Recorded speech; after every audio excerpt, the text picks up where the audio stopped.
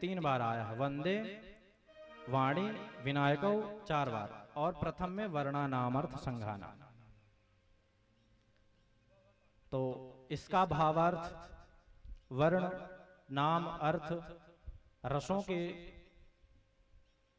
समूह को मंगल करने वाली माता सरस्वती एवं हर अमंगल को हरण करने वाले गणेश जी की वंदना करिए। वस्तु निर्देशात्मक में तुलसीदास जी महाराज ने केवल इसी श्लोक में संपूर्ण रामायण को स्मरण कर लिया। संपूर्ण रामायण को केवल इसी प्रथम श्लोक में स्मरण कर लिया है। कैसे? 7 कांड हैं और इस श्लोक को अनुष्टुप छंद का श्लोक कहा जाता है। इस श्लोक में 4 चरण, एक चरण में 8 श्लोक, 4 चरण में 16 श्लोक, 32। अनुष्टुप छंद के श्लोक में सर्वप्रथम बताया तुलसीदास जी महाराज ने कि वर्णानामर्थ संघानाम, वर्णानाम कहकर बाल कांड को स्मरण किया है। कैसे? वर्ण 4 होते हैं, उन 4 वर्णों में जो द्वितीय वर्ण होता है क्षत्रिय, तो तात्पर्य वर्णानाम करके बाल कांड में हमारे बाल रूप भगवान श्री राम का प्राकट्य उत्सव हुआ है। और किस कुल में हुआ है? क्षत्रियों में जो द्वितीय वर्ण है क्षत्रिय कुल में, वर्णों में जो द्वितीय वर्ण है क्षत्रिय कुल में उनका प्राकट्य उत्सव हुआ है। और एक प्रकार से अगर देखा जाए तो मारने वाले से ज्यादा बचाने वाला बड़ा होता है। और क्षत्रिय कुल का हमेशा से यह कर्तव्य रहा है कि राज्य में आने वाले दुश्मनों का संहार करके अपने शरणार्थियों की रक्षा करना। और रक्षा करने से बड़ा कोई और धर्म मेरे दृष्टि में नहीं है कि कुछ और होगा। तो बाल कांड में भगवान का प्राकट्योत्सव हुआ सूर्यवंश में, जो वर्णों में श्रेष्ठ माना गया है, जिसका काम राज्य करना और रक्षा करना है। तात्पर्य वर्णा नाम कहकर तुलसीदास जी महाराज ने बाल कांड को स्मरण किया है। अर्थ संघा नाम कहकर अयोध्या कांड का स्मरण किया है। वर्णा नाम, अर्थ संघा नाम। अर्थ संघा नाम का तात्पर्य है अर्थ यानी धन, और अर्थ यानी किसी भी चीज का अर्थ, तात्पर्य बताना, भाव प्रकट करना शब्दों का सहारा लेकर। तो अर्थ संघा नाम कहकर अयोध्या कांड का स्मरण इसलिए किया है क्योंकि उस अयोध्या कांड में केवल अर्थ की ही चर्चा करी गई। अगर आप ध्यान देंगे तो त्यक्त्वा सुदुस्त्यज सुरेप्सित राज्य लक्ष्मी, सुरेप्सित सुर यानी देवता भी जिस राज्य की लक्ष्मी को पाने के लिए लालायित रहते हैं, उस अयोध्या की अथाह धन संपदा, अथाह जायदाद को, अथाह लक्ष्मी को, जिसकी कोई थाह नहीं है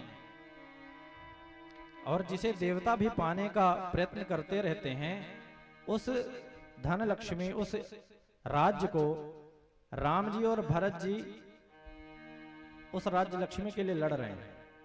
अब अंतर देखिए, आजकल क्या होता है कि अगर किसी के जमीन में एक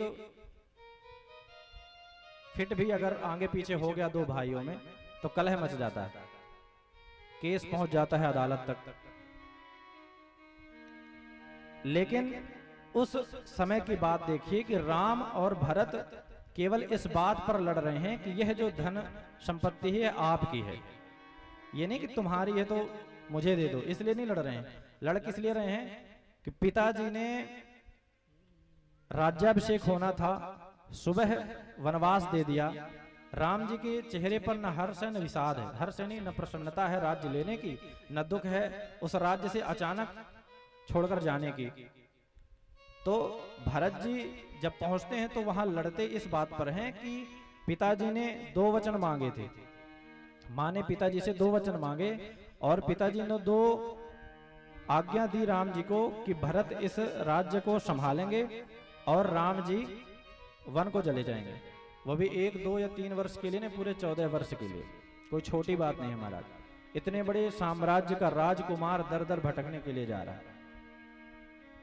तो भरत जी लड़ इसलिए रहे हैं कि पिताजी ने कहा था कि पहला वचन, अगर नियम देखा जाए तो जब पहला वचन पूर्ण हो तब दूसरा वचन निभाना चाहिए। पहला वचन क्या था कि भरत को राज्य मिले। अब भरत जी ने कहा कि मैंने राज्य संभाला नहीं, आपने दूसरा वचन कैसे निभा दिया।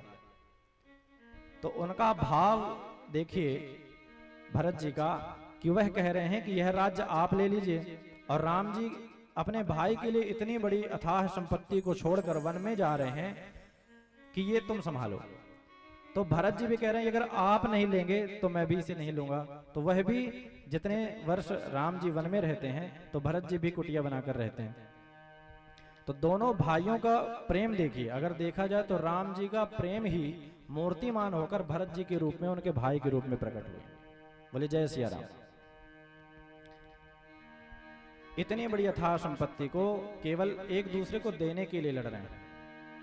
तो कहने का तात्पर्य तुलसीदास जी महाराज कहते हैं वस्तु निर्देशात्मक मंगलाचरण के हिसाब से कि अर्थ संघा नाम कहकर उन्होंने अयोध्या कांड का स्मरण किया है।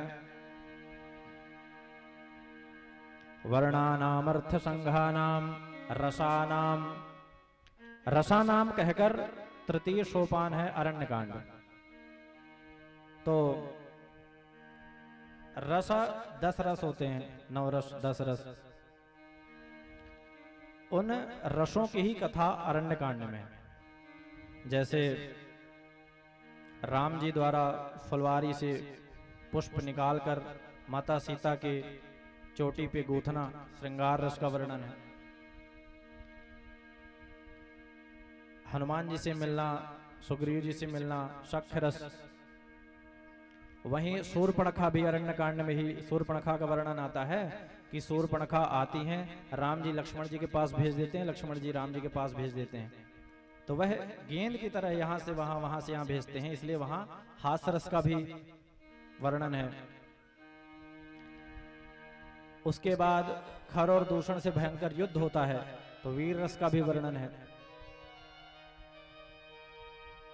और माता सीता से वियोग भी हो जाता है अरण्य कांड में, तो कारुण्य रस का भी वर्णन है। इस प्रकार से अनेकों प्रकार के रसों का वर्णन रसा नाम कहकर अरण्य कांड को तुलसीदास जी महाराज ने स्मरण किया। वर्णानाम अर्थ संघानाम रसानाम छंदसाम, छंदसाम कहकर चतुर्थ कांड किष्किंधा कांड का स्मरण किया।